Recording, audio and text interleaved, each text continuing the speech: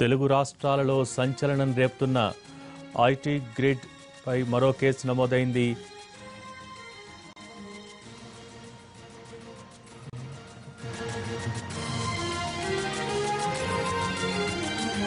Data చోరీ కేసులో high court ముందుకు 4 ఐటీ ఉద్యోగులను ప్రవేశపెట్టారు పోలీసులు. కొద్దిసేపటి క్రితమే భాస్కర్, ఫణి, చంద్రశేఖర్ అలాగే విక్రమ్ గౌడ్ను అక్రమంగా నిర్బంధించారంటూ నిన్న పిటిషన్ కూడా నమోదైంది. ఐటీ గ్రిడ్ కేసులో అరెస్ట్ అయిన 4 ఐటీ ఉద్యోగులను కూడా పోలీసులు జడ్జి ముందు హాజరుపరిచారు.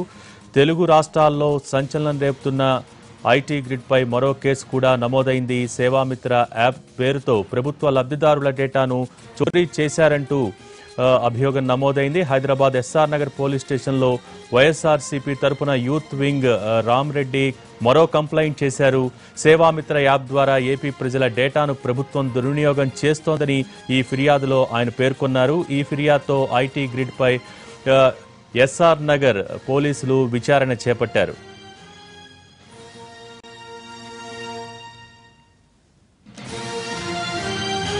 ఇదే అంశానికి సంబంధించి మరిన్ని డీటెయిల్స్ మా ప్రతినిధి రాధాకృష్ణ అందిస్తారు. రాధాకృష్ణ, ఈ కేసుకు సంబంధించి అప్డేట్స్ ఏంటి?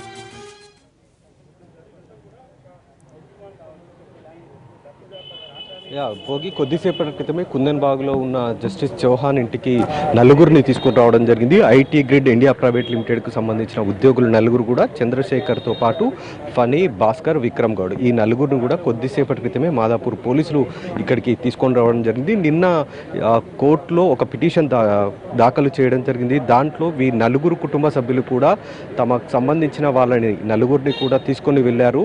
ఎక్కడికి తీసుకెళ్లారన్న దానికి సంబంధించి తమకు సరైన సమాచారం లేదు. కాబట్టి వీళ్ళు ఎక్కడున్నారో వీళ్ళ సమాచారం చెప్పాలంటూ కూడా హేబియస్ కార్పస్ పిటిషన్ ఒకటి దాఖలు చేయడం జరిగింది.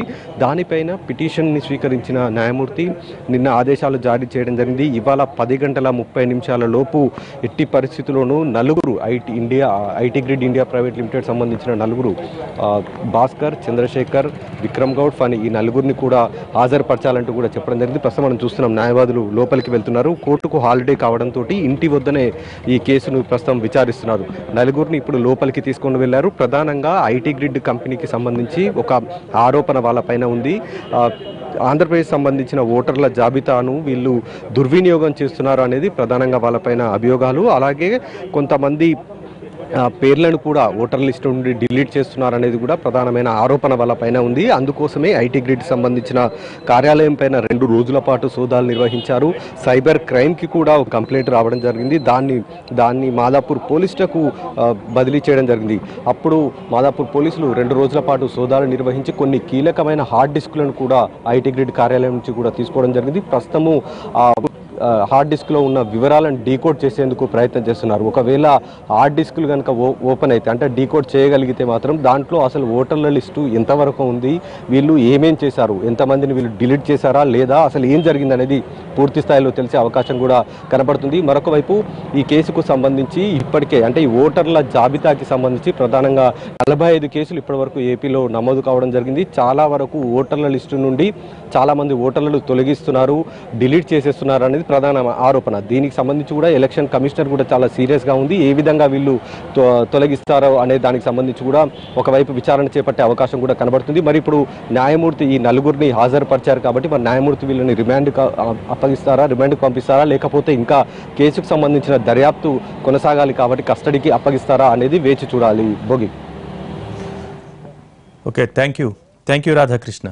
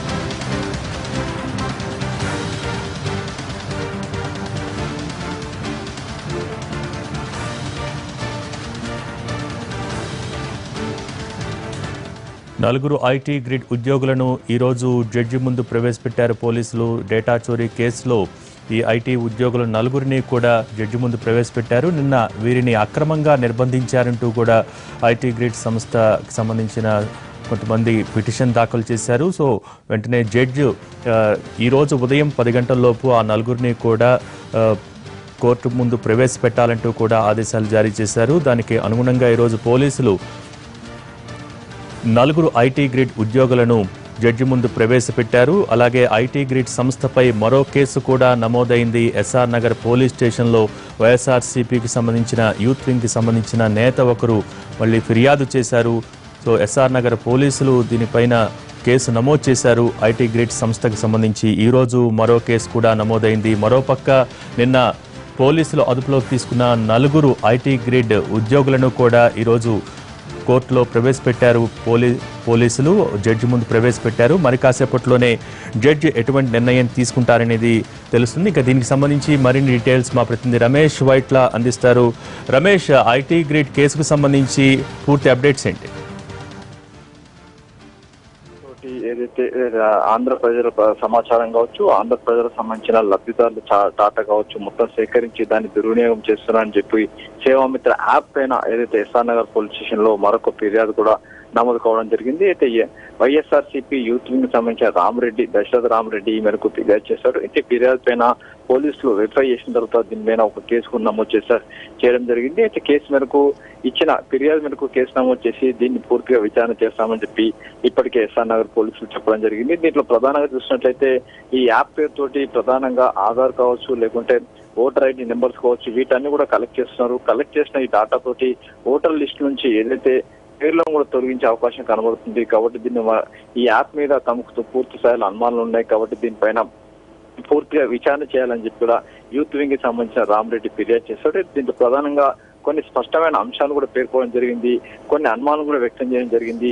ఆధార్ కావచ్చు, లేకుంటే అటు ఓటర్ ఐడి కావచ్చు, వీటన్నిటి కూడా వీళ్ళు సేకరించి దీని ద్వారా కొన్ని పేర్లను కూడా తీసివేస్తున్నట్లు కొంత అనుమానం మాకుంది. కాబట్టి దీని మీద పూర్తి స్థాయిలో ఒక కుట్ర జరుగుతుంది. కాబట్టి కుట్రని ఛేదించాలని చెప్పి కూడా ఆ సేవామిత్ర యాప్ మీద కూడా ఫిర్యాదు చేశారు. దీనిపైన ఇప్పటికే పోలీసులు కేసు నమోదు చేసి విచారణ చేస్తున్నట్లుగా చెప్పడం జరిగింది. దీంట్లో ఇంకా పూర్తి స్థాయిలో విచారణ చేసిన పక్షంలోని అన్ని వివరాలు కూడా వెలుగులోకి వస్తాయని కూడా అధికారులు అంటున్నారు. అయితే రమేష్, ఇప్పటికే నలుగురు ఉద్యోగులను కూడా అక్రమంగా నిర్బంధించారంటూ పిటిషన్ దాఖలు చేయడం జరిగింది. వారిని జడ్జి ఆదేశాల ప్రకారం ఇప్పుడు జడ్జి ముందు కూడా కోర్టు ముందుకు తీసుకురావడం జరిగింది. అయితే ఇప్పటిదాకా కూడా ఏపీ ప్రజల డేటాను దుర్వినియోగం చేస్తున్నారు సేవామిత్ర యాప్ ద్వారా అంటూ వస్తున్న విమర్శలకి ఆ యాజమాన్యం ఎటువంటి సమాధానం చెప్తోంది? వాళ్ళు కూడా ఏమైనా ప్రొసీడ్ అయ్యే అవకాశం ఉందా కేసులో? ఈ కేసు సంబంధించి ఇప్పటికే ఏదైతే దానికి సంబంధించిన ఒక ఫిర్యాదు ఏదైతే ఏబిఎస్ కార్పొరేట్స్ ఒకటి హైకోర్టులో నమోదు కావడం జరిగింది. ఏబిఎస్ కార్పొరేట్స్ పైన నిన్న హైకోర్టు జడ్జి చౌహాన్ విచారణ చేపట్టడం జరిగింది. విచారణ కూడా చాలా అంశాలు కూడా వాళ్ళు పేర్కోవడం జరిగింది. తాము ఎలాంటి డాటా చెప్పుకొని ఎలాంటి దుర్వినియోగానికి పాల్పడలేదు, కేవలం ఒక పార్టీకి సంబంధించిన దానికి సంబంధించిన మాత్రమే కార్యకలాపాలను తాము చేస్తున్నామని చెప్పి పేర్కోవడం జరిగింది. అయితే ఇప్పుడు ఏదైతే వీళ్ళని కోర్టులో హాజరుపరిచిన నలుగురిని సంబంధించిన పోలీసులు ఎలాంటి విచారణ చెప్తారు, ఎలాంటి విషయాలు వెల్లడిస్తారు, నిజంగా ఈ యాప్ ను దుర్వినియోగపరిచారా లేదా అన్న విషయం కూడా పోలీసులు మరికాసేపట్లో హైకోర్టుకు తెలబోతున్నారు. దీంట్లో ప్రధాన దృష్టిలో వైఎస్ఆర్సీకి సంబంధించి విజయసాయి రెడ్డి ఒక ఫిర్యాదు చేశాడు. దాని తర్వాత లోకేశ్వర్ రెడ్డి ఒక ఫిర్యాదు చేశాడు. ఈ రెండు ఫిర్యాదులను సమప్ చేసి అటు ఏదైతే మాదాపూర్ పోలీసులు కేసు నమోదు చేసి విచారణ చేస్తున్నారు. అయితే నిన్న ఉదయం ఏదైతే ఏబిఎస్ కార్పస్ పిటిషన్ దాఖలు కావడంతో దీనిలో కోర్టు జోక్యం చేసుకుని దీంట్లో పూర్తి స్థాయిలో కూడా దర్యాప్తు చేపట్టిందని చెప్పొచ్చు. దీంట్లో మరి కాసేపట్లో కోర్టు ముందు మాదాపూర్ పోలీసులు ఏం చెప్పబోతున్నారు ఏంటి అనేది కూడా కొంత ఉత్కంఠ నెలకొని ఉందని చెప్పవచ్చు. అయితే రమేష్, ప్రస్తుతం ఎస్ఆర్ నగర్ లో వైసీపీ యూత్ వింగ్ నేత కూడా మరో దీనిపైన కంప్లైంట్ చేశారు అని తెలుస్తోంది. ఏమని కంప్లైంట్ చేశారు? ఆ కంప్లైంట్ లో ఏమని పేర్కొన్నారు? వైఎస్ఆర్సీపీ యూత్ వింగ్ సంబంధించి దశరథ రామరెడ్డి ఒక ఫిర్యాదు చేశాడు. ఈ ఫిర్యాదులో ప్రధానంగా సేవామిత్ర అనే యాప్ ఒకటి ఉంది. ఈ యాప్ ద్వారా ఈ యాప్ సంబంధించిన కీ పర్సన్ మొత్తం కూడా ఒక టీడీపీ పార్టీలో ఒక కీ పర్సన్ గా ఉండడం జరిగింది. ఈ సేవామిత్ర పేరుతోటి వీళ్ళు రాష్ట్ర ప్రజల అయితే ఆంధ్రప్రదేశ్ రాష్ట్ర ప్రజలకు సంబంధించిన లబ్ధిదారుల డాటా మొత్తం సేకరిస్తున్నారు. అంతేకాకుండా అక్కడ ఉన్న ఆంధ్రప్రదేశ్ ప్రజలకు సంబంధించిన ఓటర్ కావచ్చు, ఆధార్ కార్డులను వివరాలను సేకరిస్తున్నారు. ఇవి సేకరించిన వివరాలన్నింటి కూడా దుర్వినియోగం చేస్తున్నట్టు తమకు అనుమానం ఉందని చెప్పి కూడా సేవామిత్ర యాప్ పేరు మీద పూర్తిగా దుర్వినియోగం జరుగుతుందని చెప్పి దశరథరామరెడ్డి ఒక ఫిర్యాదు చేశాడు. దీంట్లో ప్రధానంగా చూసినట్లయితే వీరు సేకరించిన డాటా మొత్తాన్ని కూడా ఆ పార్టీకి సంబంధించి ఏదైతే ఓటు వేయాలని చెప్పి లేకుంటే ఓటు తమ పార్టీకి ఓటు వేయాలని చెప్పి కొంత ప్రచారం కూడా చేస్తున్నారు. కాబట్టి ఈ యాప్ కు ఇలాంటి అవకాశం లేదు. కాబట్టి ఈ యాప్ పూర్తిగా దుర్వినియోగం చేస్తున్నారు. ఈ యాప్ పేరుతోటి పూర్తిగా దుర్వినియోగం జరుగుతుంది. కాబట్టి దీనిపైన సమగ్ర విచారణ జరగాలి. రాబోయే ఎన్నికల్లో ఈ యాప్ పేరుతో కుట్ర జరుగుతుందని అనుమానం మాకు ఉందని చెప్పి కూడా దశరథరామరెడ్డి ఫిర్యాదు చేశాడు. ఈ ఫిర్యాదు మేరకు ఎస్ఆర్ఆర్ పోలీసులు 4 సెక్షన్ల కింద కేసు నమోదు చేసి ప్రస్తుతానికైతే విచారణ చేస్తున్నారు. అయితే రమేష్, నలుగురిని అదుపులోకి తీసుకున్న తర్వాత అక్రమంగా నిర్బంధించారంటూ కూడా ఐటీ గ్రిడ్ సంబంధించిన వారు పేర్కొంటున్న సందర్భంలో ఈ కేసులో తదుపరి ప్రొసీడింగ్స్ ఏ విధంగా ఉండే అవకాశం ఉంటుంది?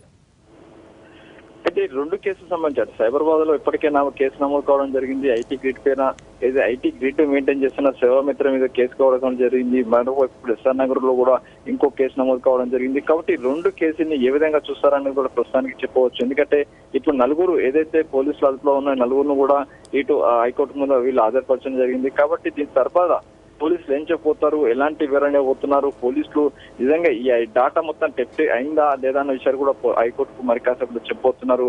పూర్తిగా వివరాలు కూడా మరి కాసేపట్లో బయటకు వచ్చే అవకాశం కనబడుతుంది. Okay, thank you Ramesh.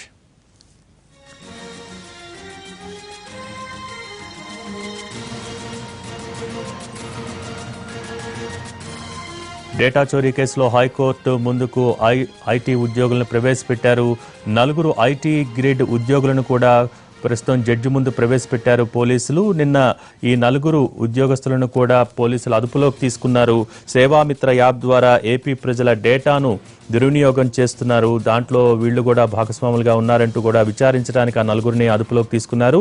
వెంటనే ఐటీ గ్రిడ్కి సంబంధించి వాళ్ళు ఈ 4 ఉద్యోగస్తులను అక్రమంగా నిర్బంధించారంటూ కోర్టులో పిటిషన్ దాఖలు చేయడం జరిగింది. అప్పుడు జడ్జి ఆదేశాలు ఇవ్వడం కూడా జరిగింది. ఈ రోజు ఉదయం 10 గంటల లోపల 4 ఉద్యోగస్తుల్ని కూడా కోర్టు ముందు ప్రవేశపెట్టాలంటూ జడ్జి ఆదేశించారు. జడ్జి ఆదేశాలకు అనుగుణంగా ప్రస్తుతం కొద్దిసేపటి క్రితమే పోలీసులు ఈ ఐటీ గ్రిడ్కి సంబంధించిన 4 ఉద్యోగస్తులను కూడా జడ్జి ముందు ప్రవేశపెట్టారు. అలాగే మరోవైపు ఎస్ఆర్ నగర్ పోలీస్ స్టేషన్లో కూడా ఐటీ గ్రిడ్ పై మరో కేసు నమోదైంది. వైఎస్ఆర్సీపీకి సంబంధించిన యూత్ వింగ్ కి సంబంధించిన నేత ఫిర్యాదు చేయడం జరిగింది. దీనిపైన పోలీసులు కేసు నమోదు చేసినట్టుగా కూడా తెలుస్తోంది. ఇక దీనికి సంబంధించి మరిన్ని డీటెయిల్స్ మా ప్రతినిధి దినకర్ అందిస్తారు. దినకర్, ఈ కేసుకు సంబంధించిన అప్డేట్స్ ఏంటి? వైఎస్ఆర్ కాంగ్రెస్ పార్టీకి సంబంధించినటువంటి యూత్ వింగ్ నేత దశరథరామరెడ్డి ఎవరైతే హైదరాబాద్ లో ఉన్నారో పార్టీకి సంబంధించినటువంటి యూత్ వింగ్ లో పనిచేస్తారు. నిన్న అర్ధరాత్రి 12 గంటల సమయంలో కూడా వైఎస్ఆర్ కాంగ్రెస్ పార్టీకి సంబంధించినటువంటి నేతలతో కలిసి ఎస్ఆర్ నగర్ పోలీస్ స్టేషన్ లో వీళ్ళు ఫిర్యాదు చేయడం జరిగింది. మాదాపూర్ లో ఉన్నటువంటి IT grid company Seva Mitra app ద్వారా మొబైల్ అప్లికేషన్ ద్వారా ఆంధ్రప్రదేశ్ ప్రజలకు సంబంధించినటువంటి డేటా ఏదైతే ఉందో ఆ డేటానంతా మిస్యూజ్ చేసింది.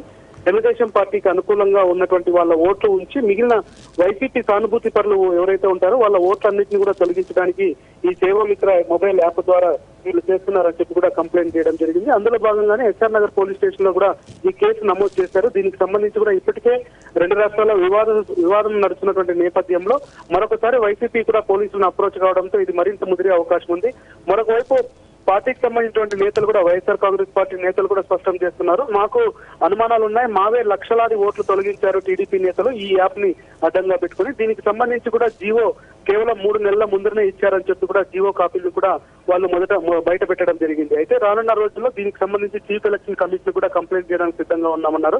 ఎస్ఆర్ నగర్ పోలీస్ స్టేషన్ లో నమోదైనటువంటి కేసు ఆధారంగా కూడా పోలీసులు ఒకవేళ వారిపై వారిపైన విచారణ కానీ చేపడితే ఖచ్చితంగా మరొకసారి కూడా దీనికి సంబంధించిన డేటా ఇవ్వడానికి వైసీపీ సిద్ధంగా ఉందని కూడా పోలీసులకి ప్రూఫ్స్ కూడా కొన్ని సబ్మిట్ చేయడం జరిగింది. అయితే అర్ధరాత్రి జరిగినటువంటి ఈ డ్రామాలో వైసీపీ నేతలు ఉదయం పూట ఈ రోజు కూడా మళ్ళీ మరొకసారి ఎస్ఆర్ నగర్ పోలీసుల్ని కలుస్తామని కూడా చెప్తున్నారు. మరి కొద్దిసేపట్లో వాళ్ళు ఎస్ఆర్ నగర్ పోలీస్ స్టేషన్కి వెళ్ళి ఈ ఐటీ గ్రిడ్ పైన కంపెనీకి సంబంధించినటువంటి యజమానులు ఎవరైతే ఉన్నారో వారిపైన కూడా యాక్షన్ తీసుకోవాలని కూడా వైసీపీ నేతలు కోరుతున్నారు. Okay, thank